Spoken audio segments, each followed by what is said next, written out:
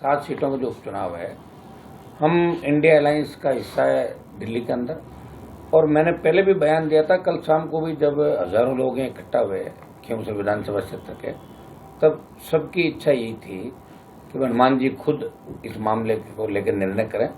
और नारायण जो मेरा छोटा भाई यहाँ विधायक है, अभी मेरे से पहले हम पे ये फैसला छोड़ दिया था। मैक सिंह जी बेटा मेरे पास, हमारे प्रधान जो खींवसर के थे और बाकी नागौर के, मुंडवा के, हमारे जो भी प्रधान म्यूनसिपलिटी के थे, इन सब पे खींवसर के जो सर्व समाज के लोग हैं, जनप्रतिनिधि हैं, इन्होंने कहा कि आप ही फैसला करो खींवसर में क्या करना। हमारी राय यही है कि आप सब बात करके और आप खुद ही निर्णय करें।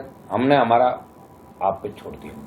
उसके बाद मैंने ये बयान दिया कल कि हम अलायंस चाहते हैं। मैंने पहले भी एक बयान दिया था 5-7 दिन पहले कि हमें जहर का घूंट पीना पड़ा तो भी पिएंगे, लेकिन भारतीय जनता पार्टी हमारी दुश्मन नंबर 1 है राजस्थान के अंदर।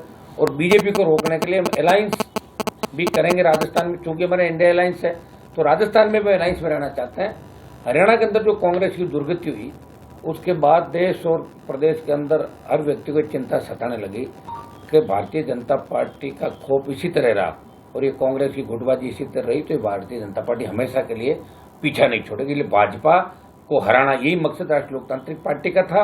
और यही मकसद जो मेरे बाद हमारे राजस्थान की जो सेकेंड पार्टी बीएपी, भारतीय आदिवासी पार्टी, उनकी भी मंशा यही थी कि भारतीय जनता पार्टी को कैसे करके रोका जाए। लेकिन दुर्भाग्य से कांग्रेस पार्टी ने जो रात को सूची जारी की, उसमें दौसा, झुंझुनू, टोंक, सवाईमाधोपुर, यहाँ तो ये कह दिया कि यहाँ के एमपी तय करेंगे कि टिकट किसका होगा। तो एमपी तो नागौर का भी था, खींवसर की सीट तो आरएलपी के खाते में थी। और ये अलायंस ही था जिसकी वजह से कांग्रेस का खाता खुला था राजस्थान के अंदर। 11 सीट पे जो हम सब पहुंचे, 3 हम लोग थे। हमारा रिजल्ट 100% था। 3 लड़े, सीकर, डूंगरपुर, बांसवाड़ा और नागौर 100 में 100% रहे। और कांग्रेस लड़ी 22 पे, जिनमें जीती 8। तो कांग्रेस का रहा था करीब 40-42% राजस्थान के अंदर। लेकिन दुर्भाग्य से ये जो टिकट कांग्रेस पार्टी ने दी, जानबूझ के उन्होंने, इस तरह लग रहा है कि पेपर लीक की जो घटनाएं राजस्थान के अंदर हुई, जिस तरह बजरी का खेल हुआ, मिड डे मील घोटाले हुए, कहीं न कहीं भजन लाल शर्मा और भारतीय जनता पार्टी के दिल्ली में बैठे नेताओं ने कांग्रेस पार्टी के कुछ नेताओं को डराया। और डर के मारे उन्होंने भारतीय जनता पार्टी को वाकआउट दिया। और वो चाहते हैं कि कांग्रेस की जमानत जब्त हो, कांग्रेस 3rd नंबर पर है, ज्यादा सीटों में कांग्रेस 3रे नंबर पर रहेगी राजस्थान के अंदर। तो ये कहकर उन्होंने सूची जारी की और जानबूझ के कांग्रेस पार्टी ने अलायंस तोड़ दिया राजस्थान के अंदर, जबकि हम इंडिया अलायंस में दिल्ली के अंदर। और दिल्ली के नेताओं को इस बात का पूरा पता था, केंद्रीय नेतृत्व को। और दुर्भाग्य इस बात का, इतनी बड़ी बात होने के बावजूद और हम लगातार कहते रहे, और कांग्रेस सारी बातें भूल गई और उन्होंने अपनी सूची जारी की।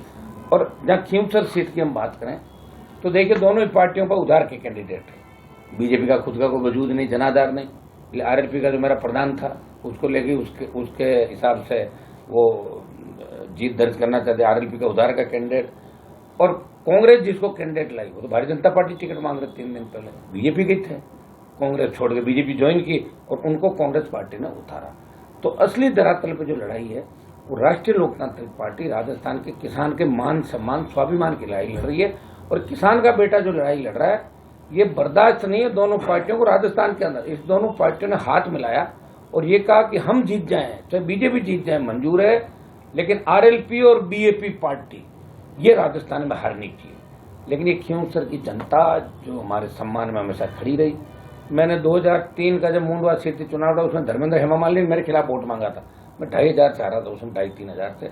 और उस 3 से 23 के बीच जो हनुमान बेनीवाल का संघर्ष था इस राजस्थान के अंदर, देश के अंदर, मोदी की सत्ता को ठोकर मारी, किसानों के लिए सत्ता छोड़ी, सेना के सम्मान में मैं लड़ा। पहले कांग्रेस वहीं जाएगी जहां हमेशा कांग्रेस यहाँ पर रही है। 2008 में कांग्रेस की जमानत जब्त हुई मेरे सामने। 2013 में कांग्रेस 7-8 हजार वोट पे आ गई। 2014 में ज्योति मिर्धा की खींवसर में जमानत जब्त हुई। जब मैं निर्दलीय लोकसभा का चुनाव लड़ा, खींवसर सीट पे ज्योति 17-18 हजार वोट पे थी और मैं करीब 56-57 हजार वोट मैंने उस समय ली। ज्योति की जमानत जब्त थी। और 2023 में कांग्रेस पार्टी की जमानत जब्त हुई आरएलपी के सामने खींवसर के अंदर। इसलिए 4 बार जिस पार्टी की जमानत जब्त मेरे सामने हो गई और वो पार्टी ये कहे कि वहां और दूसरी जगह बयान दे कि हम तो इंडिया अलायंस का धर्म निभा रहे हैं। इंडिया अलायंस का धर्म नहीं निभा रही, मजबूरी है उनकी। और मजबूरी निश्चित रूप से paper leak, mid day meal घोटाले और बजरी और जो खेल पिछली सरकार के समय हुआ था, इसलिए हमने 2023 के चुनाव में दोनों पार्टियों से अलायंस नहीं किया था, न कांग्रेस अलायंस किया न बीजेपी, क्योंकि इनके जो दामन थे वो दागदार थे। इसलिए आरएलपी अकेली राजस्थान के अंदर चुनाव लड़ी। और इस चुनाव के बाद भी प्रदेश के अंदर जो जो मुद्दे थे जिनको लेकर आरएलपी पार्टी लड़ाई लड़ रही है, चाहे कितना ही बड़ा व्यक्ति हो, चाहे कितना ही हमारा खास हो, अगर वो जन विरोधी है, अगर वो भ्रष्टाचार के अंदर डूबा हुआ है और अपराधी किस्म, उसके खिलाफ लड़ाई आरएलपी पार्टी लड़ती है। और बड़े बड़े लोगों के खिलाफ, चाहे गैंगस्टर थे, दूसरे थे, नेता थे, चाहे एनकाउंटर जिन्होंने कराए, उनके खिलाफ हमने लड़ाई लड़ी, उनको सलाखों के पीछे डलवाया और जो कहा वो करके दिखाया। और इस चुनाव के बाद राजस्थान की तस्वीर आपको बदलती हुई नजर आएगी। हजारों लाखों लोगों के साथ हम फिर आंदोलन की राह पे जाएंगे। अग्निवीर के खिलाफ आंदोलन दिल्ली में करेंगे। और प्रदेश सरकार बीजेपी की जिन मुद्दों को लेकर सरकार आई, कांग्रेस का जो भ्रष्टाचार था, पेपर लीक था, आरपीएससी का मुद्दा था, बजरी का मुद्दा था, उन सबको भूल गई भाजपा की सरकार। दोनों ने हाथ मिला लिया। इन मुद्दों को लेकर सड़क पर राष्ट्रीय लोकतांत्रिक पार्टी इन चुनाव के बाद लड़ाई लड़ेगी। इस चुनाव के अंदर छोटे भाई नारायण बेनीवाल, हम रमेश सिंह जी, खींवसर के प्रधान मेघवाल जी, नागौर के प्रधान हमारी बहन मेघवाल जी, मुंडवा के हमारे जो नगर पालिका के चयन प्रतिनिधि, मेड़ता की पूर्व विधायक इंदिरा बावरी जी, और इन सब ने, और हमारे जो कल 1500-2000 प्रमुख लोग आए थे, इन सब की इच्छा थी कि एक बार और मेरे पे फैसला छोड़ने के बाद ये जो हमारी चुनाव समिति बनी हुई है, इन लोगों ने रायशुमारी की। और नारायण की इच्छा थी कि इस बार सरकार पूरी ताकत से चुनाव लड़ रही है। सरकार ये चाहती है, सरकार ने भी कांग्रेस से लड़ाई छोड़ दी, बीजेपी ने, हमें आरएलपी को खत्म करना। इसलिए पूरी दिल्ली ने ताकत लगा रही खींवसर की सीट पे। इसलिए हमने भी ये तय किया इस बार नया कुछ किया जाए। और नारायण की राय थी कि कांग्रेस ने महिला उम्मीदवार उतारी है, तो आरएलपी की तरफ से भी हम हमेशा, चाहे महिला आरक्षण की बात हो, चाहे दूसरा मामला, राष्ट्रीय लोकतांत्रिक पार्टी हमेशा युवाओं, महिलाओं और किसान नए नेताओं को आगे बढ़ाने का प्रयास करती। तो महिला प्रत्याशी के रूप में मेरी पत्नी को यहाँ से चुनाव के अंदर हमने राष्ट्रीय लोकतांत्रिक पार्टी का उम्मीदवार बनाया। निश्चित रूप से भारतीय जनता पार्टी और कांग्रेस का इस चुनाव के अंदर अता पता नहीं लगेगा। खींवसर की आम जनता चुनाव लड़ेगी। और मोदी और अमित शाह, जिनको बार बार मैंने हराया, चाहे 13 का चुनाव था जब मोदी जी खुद चुनाव के मैं अंदर आए, तब भी मैं चुनाव जीता। बीजेपी की जमानत जब तो 13 के चुनाव में जब सीएम थे गुजरात के, इस चुनाव अमित शाह यहाँ आके गए, प्रधानमंत्री यहाँ तेजा जी के नाक रगड़ के गए। मैं चुनाव लगातार जीत रहा हूँ और ये चुनाव भी राष्ट्रीय लोकतांत्रिक पार्टी भारी बहुमत से जीतेगी। दोनों पार्टियों को सबक भी सिखाएंगे। लेकिन दुर्भाग्य इस बात का है कि कांग्रेस पार्टी ने राजस्थान में सरेंडर कर दिया और कांग्रेस के वरिष्ठ नेताओं ने कांग्रेस को बर्बाद होने से नहीं रोका राजस्थान के अंदर। ये दुर्भाग्य है। ये राजस्थान का जवान इस बात को हमेशा याद रखेगा कि इंडिया अलायंस के उस साथी को जिसकी वजह से 11 सीट कांग्रेस पार्टी को मिली, कांग्रेस उन सब चीजों को भूल के, डर के मारे, कांग्रेस की जो प्रदेश कांग्रेस कमेटी है उन्होंने और यहाँ के जो प्रभारी थे, इन लोगों ने भारतीय जनता पार्टी की भजनलाल सरकार से हाथ मिला लिया और जेल जाने के डर से कांग्रेस के कई नेताओं ने इंडिया अलायंस, आरएलपी जैसी नौजवानों की इस पार्टी का साथ छोड़ के, भारतीय आदिवासी पार्टी का साथ छोड़ के भारतीय जनता पार्टी को जिताने के लिए ऐसे डम्मी कैंडिडेट कई जगह राजस्थान में खड़े किए। 7 में से शायद 4 जगह कांग्रेस 3rd नंबर पर रहेगी। और मुझे नहीं लगता कांग्रेस का खाता भी राजस्थान के अंदर खुले, मुझे ऐसा नहीं लगता जो टिकट आ जाए। हो सकता है जनता कुछ भी निर्णय करे, तो अलग बात है, लेकिन इसमें बीजेपी के कई नेताओं को कांग्रेस पार्टी के नेताओं ने ओबलाइज भी किया कि उनको हो सकता है जेल जाने से बचाए। ये सूची साफ साफ जाहिर करे। और खींवसर के जो प्रत्याशी है वो असली प्रत्याशी राष्ट्रीय लोकतांत्रिक पार्टी का, जो सबकी पसंद की पार्टी है। और ये जो दोनों प्रत्याशी है, एक आरएलपी से गया, आरएलपी लड़ रही है वहां पे, और इधर कांग्रेस जिसको दिया बीजेपी से कांग्रेस और कांग्रेस से बीजेपी, वही प्रत्याशी, खुद का प्रत्याशी कहाँ, कांग्रेस के पास तो कैंडिडेट ही नहीं था यहाँ पे। कांग्रेस का मैंने इतिहास बता दिया ना, 4 बार कांग्रेस की जमानत जब्त हुई मेरे सामने, और मुंडवा से लेकर अभी तक 8 चुनाव में कांग्रेस पार्टी को हराया मैंने खींवसर मुंडवा के अंदर। तो उठा के देख लो, आपके पास सारे डाटा है। और मैं इनको सबको धन्यवाद दूंगा, टीम को। इन लोगों की बड़ी इच्छा थी, मेरी इच्छा नारायण को चुनाव लड़ने की थी, क्योंकि 5 साल इसने जो संघर्ष किया और पार्टी की विधानसभा में जो परफॉर्मेंस रही, वो तीनों विधायकों को लीड नारायण कर रहा था और हमेशा बढ़ चढ़ के हर मामले के अंदर हिस्सा भी लिया। लेकिन सबकी राय थी, नारायण की भी राय थी कि महिला प्रत्याशी उतारा जाए कांग्रेस को सबक सिखाने के, भारतीय जनता पार्टी को सबक सिखाने के लिए। इसलिए मेरी पत्नी को यहाँ से कनिका को सबकी राय से खींवसर से प्रत्याशी बनाया राष्ट्रीय लोकतांत्रिक पार्टी।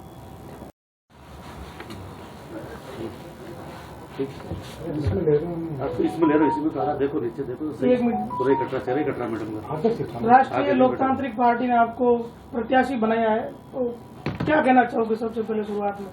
मैं सबसे पहले तो राष्ट्रीय लोकतांत्रिक पार्टी के सभी कार्यकर्ताओं का, खींवसर की आम जनता का और भैया का, MP साहब का, सब जितने भी लोग हैं हमारे साथ, उनका सबका धन्यवाद करना चाहूँगी। और मुझे मौका दिया है तो जो भी मेरे इससे जो हो सकेगा वो मैं कर पाऊँ, जो कर सकूँगी वो करूँगी। और MP साहब का और भैया का जो पिछले 10 साल का कार्यकाल रहा है, भैया का 5 साल का सॉरी, और MP साहब का 2008 से जो भी कार्यकाल रहा है, और उसी विकास की जो हमारी जो चल रही है, विकास जो चल रहा है खींवसर में, वो उसी को आगे बढ़ाने का प्रयास करेंगे और मिलके लड़ाई लड़ेंगे। तो मुख्यतः मुद्दे वैसे तो बेनीवाल जी ने बता दिए, लेकिन ऐसा कोई काम दिखा है जो खींवसर में अभी और जरूरत है जिसकी? थोड़ा महिला सशक्तिकरण पे जोर दिया जाएगा, बाकी तो विकास में तो कोई कमी रही नहीं है, क्योंकि MP साहब भी लगातार प्रयास कर रहे हैं और भैया ने भी पूरा प्रयास किया है MLA रहते हुए। तो जो भी आगे महिला सशक्तिकरण पे थोड़ा सा जोर दिया जाएगा। आप पहला चुनाव लड़ रहे हो, कोई माहौल नया तो नहीं है? वैसे तो राजनीतिक परिवार है आप लोगों का। नहीं, ऐसा कुछ नहीं है। मेरे दोनों तरफ जो बैठे हैं वो ऐसा कुछ नया नहीं है। ठीक। परिवार के साथ अब आपके पास राजनीतिक जिम्मेदारी भी होगी, उसको दोनों को निभाना किस तरीके से मेंटेन करेंगे? सब मैनेज हो जाएगा, क्योंकि मेरे साथ मेरा परिवार पूरा खड़ा है और राष्ट्रीय लोकतांत्रिक पार्टी पूरी परिवार पूरा वो एक परिवार ही है, वो सब खड़े हैं, सब मैनेज हो जाएगा। कई बार आपने RLP की रैली में शिरकत की है, नहीं, लेकिन भाषण पहली बार होगा। हाँ नहीं, भाषण मैंने कभी स्टेज शेयर नहीं किया है। हाँ, देखी जरूर है, लेकिन मैंने स्टेज कभी शेयर नहीं किया है। ठीक है। सोशल मीडिया के जरिए आपकी सक्रियता RLP में एक बड़ी चर्चा रहती है। आपकी पोस्ट को पूरे राजस्थान भर में RLP के समर्थक कार्यकर्ता लाइक करते हैं, तमाम चीजें वायरल होती हैं। क्या मानते हैं, क्योंकि सोशल मीडिया पे एक्टिव है तो खींवसर को बहुत बेहतरीन तरीके से जानते हैं, आपका परिवार 15-20 साल से जी रहा है, कैसी चुनौती मानते हैं? RLP सोशल मीडिया पे पूरी तरह से सक्रिय है और सब लोग RLP के कार्यकर्ता है जो सबको आगे लेके चलते हैं, सबको साथ लेके चलते हैं। तो उसी सक्रियता को आगे मतलब मैंने नहीं, वो पूरे RLP परिवार ने की है। तो अब चुनाव की क्या चुनौती लगती है, एकदम सामान्य शब्दों में अगर कहें? नहीं, चुनौती ऐसी कुछ नहीं है, क्योंकि MP साहब लगातार सक्रिय हैं, भैया पूरा एरिया संभाले हुए हैं, तो ऐसा कुछ भी नहीं है कि कोई चुनौती जैसा कुछ भी नहीं लग रहा। Thank you ma'am.